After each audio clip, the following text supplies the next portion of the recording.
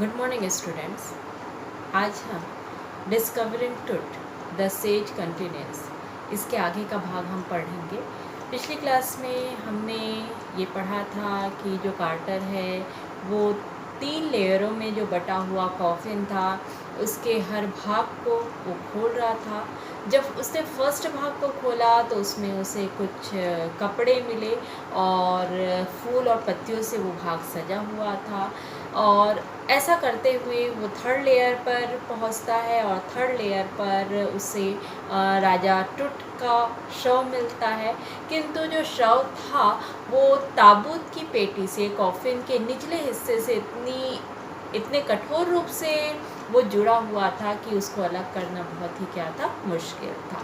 तो चलिए उसके बाद कार्टर ने क्या किया उसके लिए हम उससे जाने। तो पेज नंबर आप 23 के सबसे लास्ट पैराग्राफ में देखेंगे। The sun can beat down like a hammer this far south in Egypt. दक्षिणी मिस्र के क्षेत्र में यहाँ पे बताया जा रहा है कि बहुत अत्यधिक गर्मी पड़ती थी और ये जो गर्मी थी वो हैमर का काम करती थी। हैमर मीन्स क्या होता है? हथौड़ा। हथौड़े जैसा काम करती थी।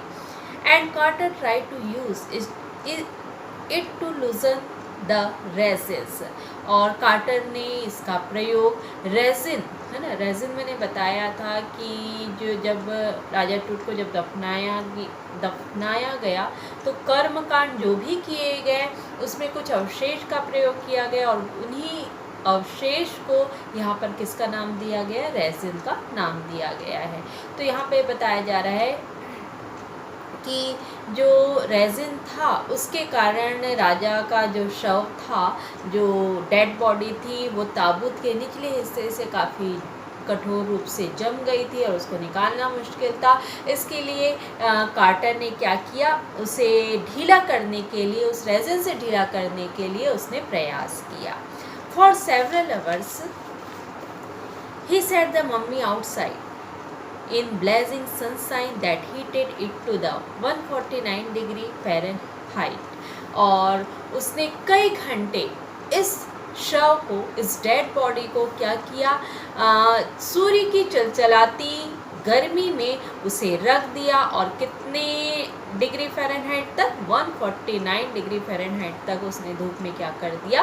रख दिया, ताकि वो ठोस रूप धारण किया हुआ जो शव है, जो रेजिन है, वो उससे क्या हो जाए? अलग हो जाए। नथिंग बजट, किंतु कोई परिवर्तन नहीं आया। He reported with scientific detachment that, और उसने अपने एक साइंटिफिक रिसर्च में ये लिखा है, ये लेख लिखा है, the consolidated material had to be chiseled away, for beneath the limbs and trunk before it was possible to rise the king remains। कि जो जमा हुआ जो पदार्थ था उससे राजा टुट के बॉडी को अलग करने के लिए चीजल मीन्स क्या होता है? छेनी। जैसा कि आप चित्र में देख सकते हैं, छेनी का प्रयोग किया गया और उस छेनी के द्वारा शरीर के भाग को अन्य जो जॉइंट था, जो अन्य अवशेष था, उससे क्या किया गया? अलग करके रखा गया। इन द डिफेंस, यहाँ पे बताया रहे अपने बचाव में, Carter really had little choice. Carter के पास कुछ कम ही मौके थे। If he hadn't cut the mummy free, यदि वो मम्मी को, उस डेड बॉडी को यदि वो अलग नहीं करता, thieves most certainly would have circumvented the guard. तो जो चोर हैं वो गार्ड को धोखा देकर क्या करते? And ripped it apart to remove the gold. तो जो शव थी, जो टुट की जो बॉडी थी, उससे काट कर गोल्ड को क्या कर लेते? अलग कर लेते। हमने पढ़ा था कि जब राजा टुट को जब दफनाया गया तो उसे काफ़ी गोल्ड पहनाया गया था।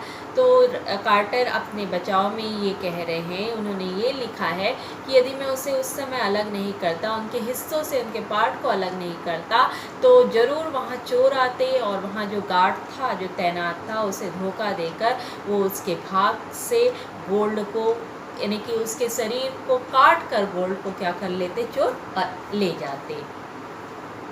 In Tut's time, the royals were fabulous wealthy, टुट के समय के जो राजा महाराजा थे वो काफ़ी वेल्थी थे, काफ़ी आश्चर्यचकित रूप से धनवान थे।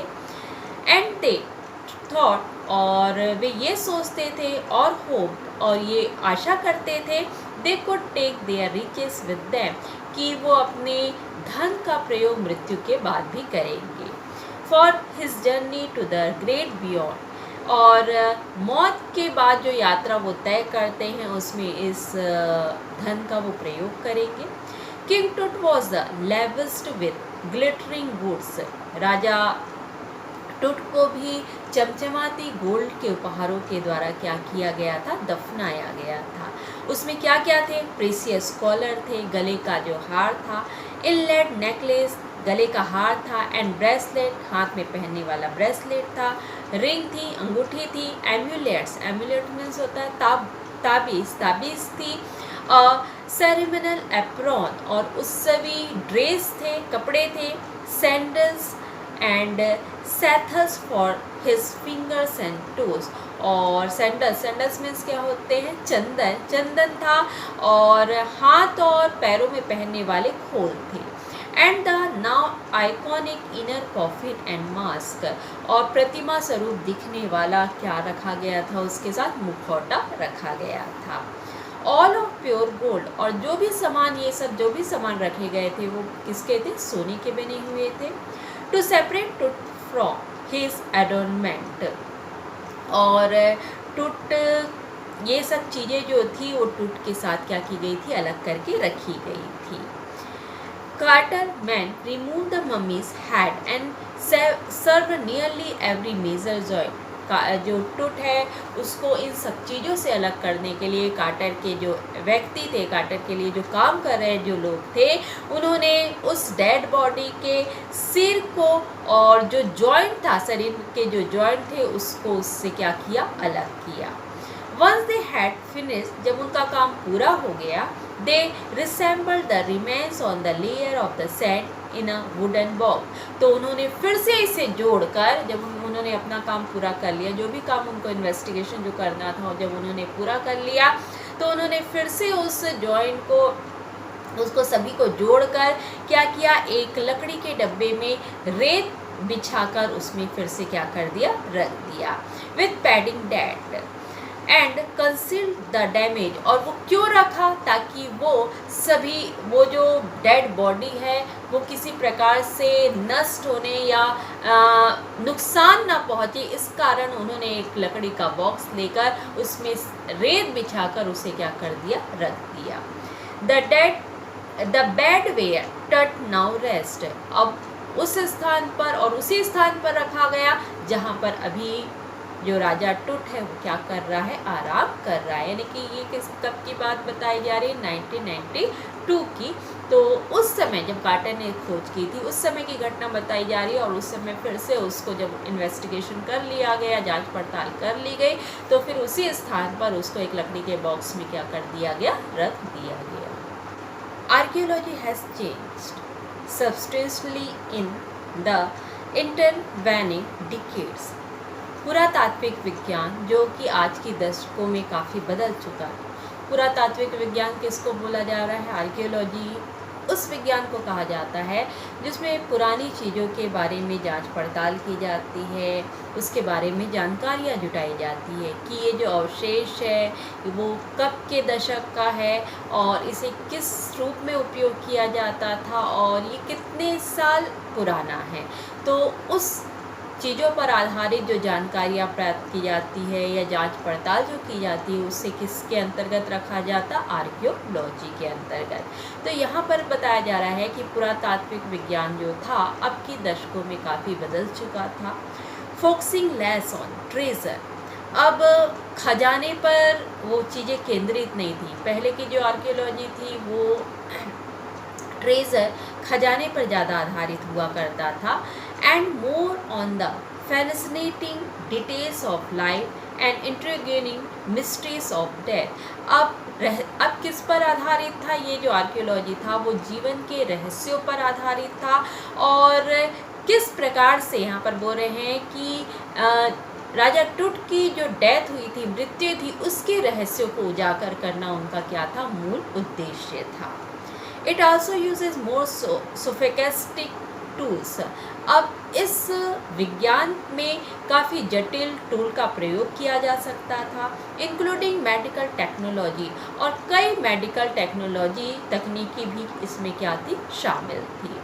इन 1968, more than 40 years after Carter discovery, यहाँ पे बताया जा रहा है 1968 में कार्टर की खोज के 40 वर्ष बाद an anatomy professor x-ray the mummy and revealed a startling fact. एक एनाटॉमी के प्रोफेसर थे, उन्होंने उस डेड बॉडी का फिर से एक्सरे किया, और जब एक्सरे उन्होंने किया तो काफ़ी चौंकाने वाली बातें जो थी वो सामने आई। Beneath the resin that cakes his chest and breast bone and front ribs are missing. और ये बता रहे हैं कि जो चिकनाई से भरा हुआ जो छाती का ऊपरी भाग था, उस जो छाती के ऊपरी जो रेजिन जो जमा हुआ था कठोर रूप से, उसका निचला जो हिस्सा था, उसका जो बोन था, बोन मीन्स क्या होता है, हड्डियाँ, और रिब्स और सामने की जो पसलियाँ थी वो क्या दिखाई दी, मिसिंग दिखाई दी, मतलब गायब दिखाई दी। यानी कि फिर से कार्टर की डिस्कवरी के बाद उन्होंने 40 साल के बाद एक एनाटॉमी के प्रोफेसर ने उसी डेड बॉडी का क्या किया, फिर से एक्सरे लिया, तो उन्होंने ये पाया कि वहाँ पर उनके हड्डियाँ है ना, उनकी छाती की जो हड्डियाँ हैं या सामने की जो पसलियाँ हैं वो क्या है, गायब हैं। Today diagnostic imaging can be done with computed tomography और सीटी। यहाँ पे बता रहे हैं आज के समय में जो बीमारियों का जो परीक्षण है उसको कंप्यूटेड टोमोग्राफी या फिर सीटी स्कैन के द्वारा किया जा सकता है। यानी कि 1968 के बारे में बताया जा रहा है ना, अभी तो किया ही जा सकता है, वर्तमान में सीटी स्कैन या एक्सरे का उपयोग किया ही जाता है बीमारियों का पता लगाने के लिए, पर यहाँ पर 1968 की बात की जा रही है कि आज के समय में बीमारियों का जो परीक्षण है उस समय भी सीटी स्कैन या सीटी स्कैन के द्वारा किया जा सकता था, जिसका पूरा नाम क्या था, computed tomography. by which 100 of X-ray in cross section are put together। यहाँ पे बता रहे हैं इस सीटी स्कैन द्वारा कई सैकड़ों एक्सरे किरणों को शरीर में प्रवेश करवाया जाता है, एंड आर पुट टुगेदर, और सैकड़ों जब एक्सरे हमें प्राप्त होते हैं, उससे जो इमेजेस हमें प्राप्त होते हैं उसे एक के ऊपर एक रखा जाता है, लाइक स्लाइस ऑफ ब्रेड, किसकी तरह, ब्रेड की तरह। ब्रेड आप देखे होंगे, उसका जो स्लाइस रहता है उसी तरह एक्सरे का जो इमेज आता है, जो चित्र आता है, उसको एक के ऊपर एक रखा जाता है to create a 3 dimensional virtual body. और जिससे जब हम उस एक्सरे के किरणों को एक के ऊपर एक रखते हैं तो एक त्रिआयामी है ना, हमारे त्रिआयामी, जिसको इंग्लिश में यहाँ पर कहा जा रहा है 3 डायमेंशनल वर्चुअल बॉडी, हमारे शरीर का त्रिआयामी डायग्राम बनता है, बॉडी का जो स्वरूप है वो सामने आता है इस सीटी स्कैन के द्वारा। What more would a CT scan रिवेल of टुट देन द एक्सरे। अब हमको क्वेश्चन ये पूछा जा रहा है कि टुट की मृत्यु को एक्सरे मशीन का परीक्षण या उससे ज़्यादा जो है सीटी स्कैन ने कितना अधिक बताया, है ना। क्वेश्चन हमको पूछा जा रहा है कि कौन सा जो प्रोसेस था, सीटी स्कैन ज़्यादा बेहतर था या एक्सरे ज़्यादा बेहतर था।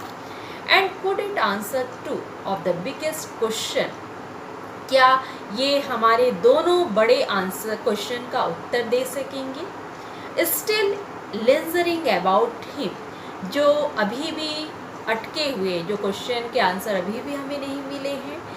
हाउ डिड ही डाई, कि वो कैसे मरा, एंड हाउ ओल्ड वॉज और he at the time of his death, और जब उसकी मृत्यु हुई तो वो कितने साल का था। यानी कि अभी भी हमको इसके आंसर नहीं मिले और ये अभी भी हमारे रहस्य के अंतर्गत छिपे हुए हैं।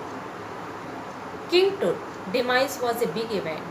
किंग की जो मौत थी, राजा टुट की जो मौत थी, वो काफ़ी बड़ी घटना थी। Even by the royal standards, शाही पैमानों के कारण भी। He was the last of the family's line, वो अपने परिवार का अंतिम शासक था। And his funeral was the death rattle of a dynasty, और उसका दफनाया जाना उसके परिवार के लिए, है ना, वो उसके वंश के लिए, डायनेस्टी मीन्स वंश, उसके वंश के लिए काफ़ी क्या था, शोकाकुल था। But the particulars of his passing away and its aftermath are unclear, किंतु उसकी जो मृत्यु थी वो कैसे हुई यह अभी तक क्या नहीं हो पाया था, स्पष्ट नहीं हो पाया था। यहीं तक हमारी ये स्टोरी थी। अब राजा टुट ने कैसे शासन किया, वो किसके राजगद्दी पर बैठा, उसकी स्टोरी अब स्टार्ट होगी। एमेनहॉटेप थर्ड, टुट्स फादर और ग्रैंडफादर। यहाँ पर एक नाम बताया जा रहा है, एमेनहॉटेप थर्ड, जो टुट के पिता या ग्रैंडफादर थे। Was a powerful pharaoh who ruled for almost 4 decades, और वो काफ़ी शक्तिशाली राजा थे और उन्होंने 4 दशक तक क्या किया, राज्य किया। At the height of the 18 dynasty's gold age, और उन्होंने 18वें राजवंश के स्वर्ण काल तक क्या किया, राज किया। His son Amenhotep fourth succeeded him, और उसके मृत्यु के बाद, किसकी मृत्यु के बाद, एमेनहॉटेप थर्ड के बाद कौन, एमेनहॉटेप फोर्थ उनके उत्तराधिकारी बने। And initiated on one of the strangest period of in the history of ancient Egypt, और प्राचीन जो मिस्र के इतिहास में सबसे अजीब काल की क्या हुई, शुरुआत हुई। किसके राजा बनने से, एमेनहॉटेप फोर्थ के राजा बनने के बाद, यानी कि एक अजीब प्रकार के इतिहास का प्रारंभ हुआ। The new pharaoh promoted the worship of the Aten the sun disc, जो नया राजा है ना बना था, उसने किस पर, एटन की पूजा पर जोर दिया। एटन मीन्स होता है सूर्य, सूर्य की पूजा पर उसने काफ़ी जोर दे दिया। चेंज हिज नेम टू अखानेटन, और उसने अपने नाम को भी चेंज कर लिया और क्या रख दिया, अखानेटन, और सर्वेंट ऑफ द एटन, और या फिर एटन का दास। And moved the religious capital from the old city of Thebes, और उसने अपनी धार्मिक जो सिटी थी उसको अपनी पुरानी सिटी थेबिस को छोड़कर कहाँ चला गया, न्यू सिटी ऑफ अखाटेटन, उसने जाकर कहाँ बसा दिया, अखाटेटन जगह स्थान पर बसा दिया अपने धार्मिक राजधानी को। नोन नाउ द अमरना, जिसको हम अब किसके नाम से जानते हैं, अमरना के नाम से जानते हैं। He further shocked the country by attacking Amun, a major god. उसने अपने देश के लोगों को तब सदमा पहुंचाया जब उसने वहाँ के अमून, जो देवता के रूप में पूजे जाते थे, उसको उसने क्या किया, उस पर आक्रमण किया। इसमें smashing his images and closing his temple, उसने वहाँ की उनकी मूर्तियों को क्या कर दिया, तहस नहस कर दिया या तोड़वा दिया, और वहाँ के टेम्पल को भी क्या कर दिया, बंद करवा दिया। It must have been the horrific time, और यह जो समय था वाकई में काफ़ी डरावना समय था। सेड रे जॉनसन, और ये बात किसने कहा, रे जॉनसन नाम के व्यक्ति थे और उन्होंने ये बात कही थी। Director of the University of Chicago research centre in Luxor, जो लक्सर के एक रिसर्च सेंटर जो कि शिकागो में था, वहाँ की यूनिवर्सिटी के वो क्या थे, डायरेक्टर थे, उन्होंने ये बात की थी। The site of ancient Thebes, और ये जो जगह था वो प्राचीन थेबिस के अंतर्गत आता था। The family that had ruled for centuries was coming to an end, और उन्होंने ये भी कहा है कि वह फैमिली जो कई शताब्दियों से शासन करते आ रही थी, उसका अंतकाल निकट आ गया था। And then Akhenaten went the little वैक्टी, और जो अखानेटन क्या हो गया था, संकी हो गया था। इस प्रकार से किसने कहा था? रे जॉनसन ने अपने विचार को व्यक्त किया था। इसके आगे का जो भाग है वो हम अगली क्लास में पढ़ेंगे।